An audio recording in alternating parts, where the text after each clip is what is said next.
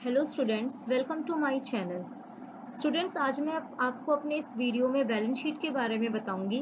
Balance sheet क्या होता है, किन आइटम्स को हम बैलेंस शीट में रिकॉर्ड करते हैं, ये सारी चीज़ें आपको इस वीडियो में पता चलेंगी।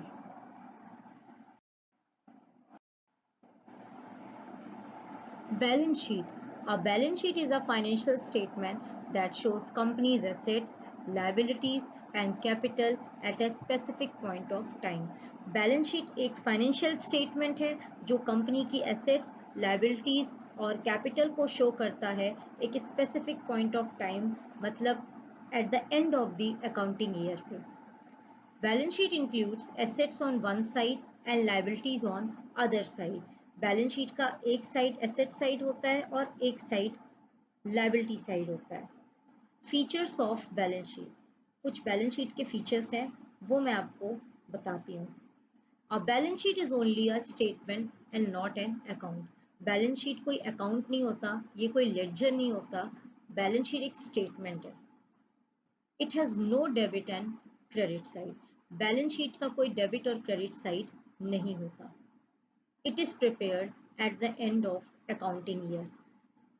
बैलेंस शीट को अकाउंटिंग ईयर के एंड पे प्रिपेयर किया जाता है। Left hand side is liability side and right hand side is asset side. Balance sheet का जो लेफ्ट हैंड साइड होता है वो लाइबिलिटी साइड होता है और राइट हैंड साइड को हम एसेट साइड कहते हैं। It shows the nature and value of assets and nature and amount of liabilities at a given time. किसी पर्टिकुलर पॉइंट ऑफ टाइम पे या eight the end of the year पे आपके पास कितना एसेट्स है और उसकी क्या वैल्यू है, वो किस नेचर का है, कितनी लाइबिलिटीज है आपके पास, किस नेचर का है, वो सारी चीज़ें बैलेंस शीट में शो करी जाती हैं। Assets is equal to liabilities plus capital. It means both side of balance sheet must be equal. Balance sheet का जो एसेट्स और लाइबिलिटी साइड होता है वो एट द एंड फाइनली सारी पोस्टिंग करने के बाद वो इक्वल होता है। लाइबिलिटी साइड में हम सिर्फ लाइबिलिटीज नहीं लिखते बल्कि कैपिटल भी लिखते हैं।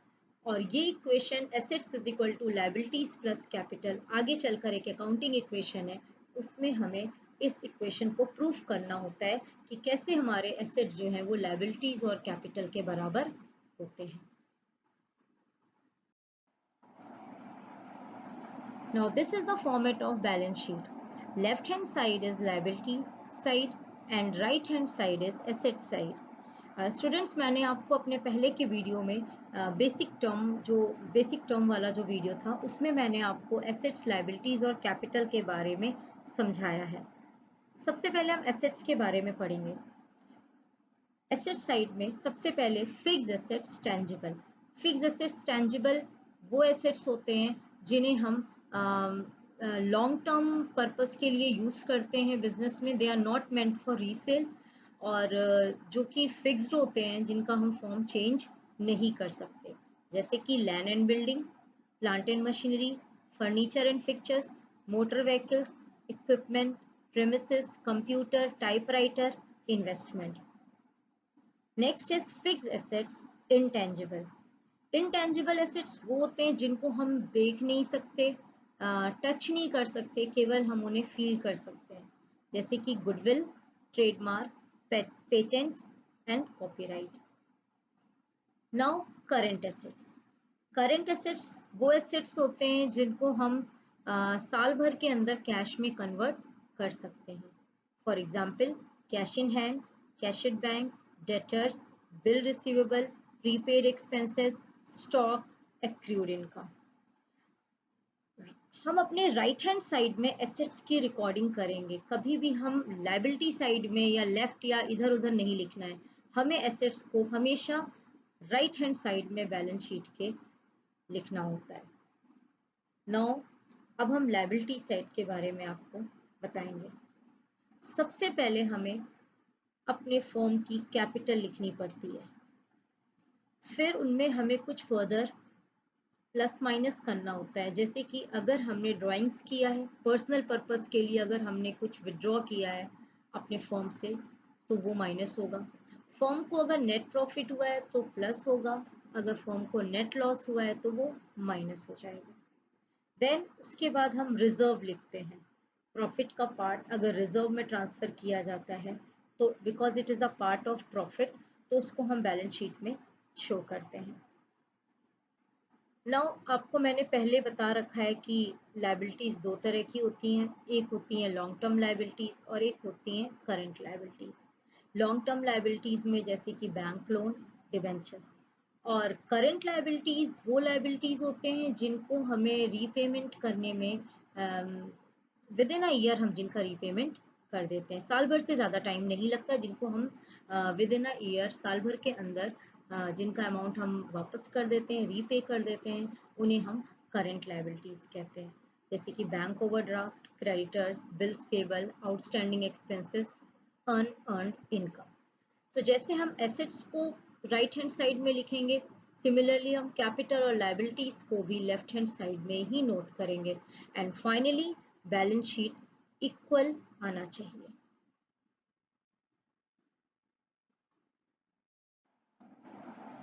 Now I'm going to explain about the each and every item of balance sheet.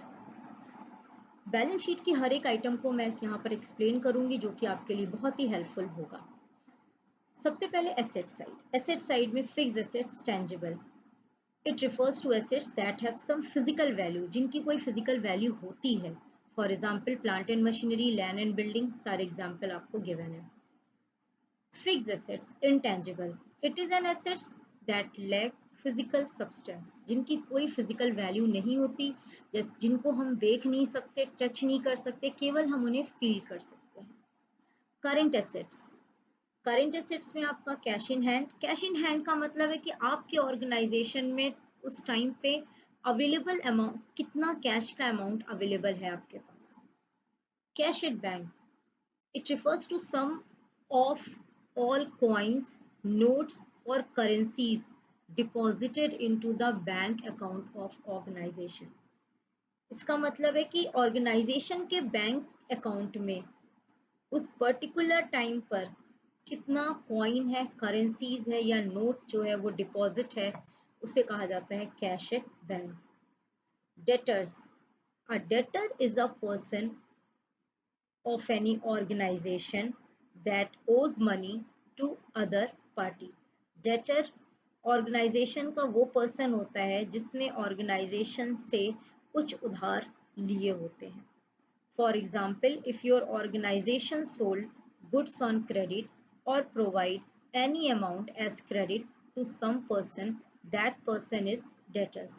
For example, अगर आपने अपनी ऑर्गेनाइजेशन से किसी पर्सन को उधार पे सामान बेचा है या किसी को उधार दिया गया है आपके ऑर्गेनाइजेशन के थ्रू, वो व्यक्ति हमारे लिए डेटर्स होता है। जब हम किसी को क्रेडिट पे सामान बेचते हैं तो वो पर्सन हमारे लिए डेटर्स होता है। Now the next is bill receivable. It is a legal agreement stating that customer agrees to make the payment of any bill after few months. ये एक तरह का लीगल एग्रीमेंट होता है, एक डॉक्यूमेंट होता है जिसमें ये गिवन होता है, लिखा हुआ होता है कि कोई भी कस्टमर आपके ऑर्गेनाइजेशन को कुछ समय के बाद, फ्यू मंथ्स के बाद आपको एक पर्टिकुलर अमाउंट पे करेगा, और जिस बिल का अमाउंट आगे फ्यूचर में हमको रिसीव करना होता है वो हमारे लिए बिल रिसीवेबल होता है। Next is stock. According to balance sheet, stock refers to that goods which has not been sold during the year. Balance sheet के अकॉर्डिंग हम बैलेंस शीट में उसी स्टॉक को लिखते हैं जो कि ड्यूरिंग द ईयर हमने बेचा नहीं है, जो कि हमारे ऑर्गेनाइजेशन के लिए क्लोजिंग स्टॉक होता है। Next is prepaid expenses. Any expenses which are paid in advance in current year is known as prepaid expenses. कोई एक्सपेंस जो कि हमने एडवांस में पे कर दिया है करंट ईयर में, मतलब फ्यूचर आने वाले ईयर से वो रिलेटेड था लेकिन उसे हमने करंट ईयर में ही पे कर दिया है, उसे हम प्रीपेड एक्सपेंस कहते हैं। For example, any expense related to the financial year of 2021 has paid in the year 2020. कोई एक्सपेंस है जो कि 2021 से रिलेटेड है, वो हमने इस ईयर में, करंट ईयर 2020 में इसको पे कर दिया, तो that is prepaid expense. Next is accrued income. It is an income which already due and it is related to the current year but still not received. कोई इनकम जो कि करंट ईयर से रिलेटेड है but still हमें नहीं मिली है, तो वो हमारे लिए accrued इनकम होती है।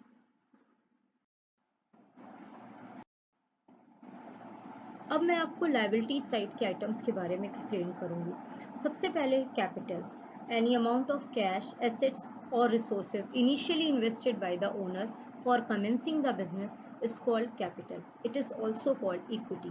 इनिशियली ओनर के द्वारा कैश या कोई एसेट्स या रिसोर्सेज के फॉर्म में जो भी इनिशियली ऑर्गेनाइजेशन में इन्वेस्ट किया गया है बिजनेस को स्टार्ट करने के लिए, उसे हम कैपिटल कहते हैं, और कैपिटल को हम इक्विटी के नाम से भी जानते हैं। सेकेंड इज ड्रॉइंग्स, जो कि कैपिटल में से माइनस किया जाता है। इफ कैश और stock withdrawn by owner from business for their personal use is known as drawings. अगर कभी प्रोप्राइटर अपने ही बिजनेस से, अपने ही ऑर्गेनाइजेशन से कैश या स्टॉक विड्रॉ कर लेता है अपने पर्सनल यूज के लिए, उसे ड्रॉइंग्स कहा जाता है। It reduces the capital. Drawings हमेशा कैपिटल को रिड्यूस करती है। Third is net profit, the actual profit after receiving all income and incurring all expenses during the year is known as net profit. During the year आपने जितनी भी income receive करी या जो भी एक्सपेंस माइनस करने के बाद जो आपके पास फाइनली प्रॉफिट बचता है, उसे हम नेट प्रॉफिट कहते हैं। मतलब टोटल रेवेन्यू में से टोटल एक्सपेंस को माइनस करने के बाद whatever the amount has been left, that is your net profit. It will increase the capital of the owner. और कोई भी प्रॉफिट या कोई भी गेन होता है वो कैपिटल को हमेशा इंक्रीज करता है। Next is net loss. If actual expense are more than income, that is net loss and it reduce the capital. अगर ऑर्गेनाइजेशन के एक्सपेंस इनकम से ज़्यादा होते हैं तो ऑर्गेनाइजेशन को लॉस होता है, और लॉस हमेशा कैपिटल को रिड्यूस करती है। Next is bank loan. It is the certain amount which has been taken by the organization for fulfilling their long-term or medium-term needs. Organisation अपने लॉन्ग टर्म और मीडियम टर्म नीड्स को पूरी करने के लिए कभी कभी बैंक से लोन ले लेता है। ये एक पर्टिकुलर अमाउंट होता है जिसको लेने के बाद ऑर्गेनाइजेशन के ऊपर एक ऑब्लिगेशन होता है कि after the completion of certain period of time organisation को उस अमाउंट का पेमेंट करना पड़ेगा। Next is debenture. It is one of the most typical form of long term loan. ये भी एक तरह का लॉन्ग टर्म लोन होता है that a company take and it should be repaid after certain period of time. ये एक तरह का लॉन्ग टर्म लोन होता है जो कि कंपनी लेती है उधार में, और finally after certain period of time के बाद उसको वापस भी करती है।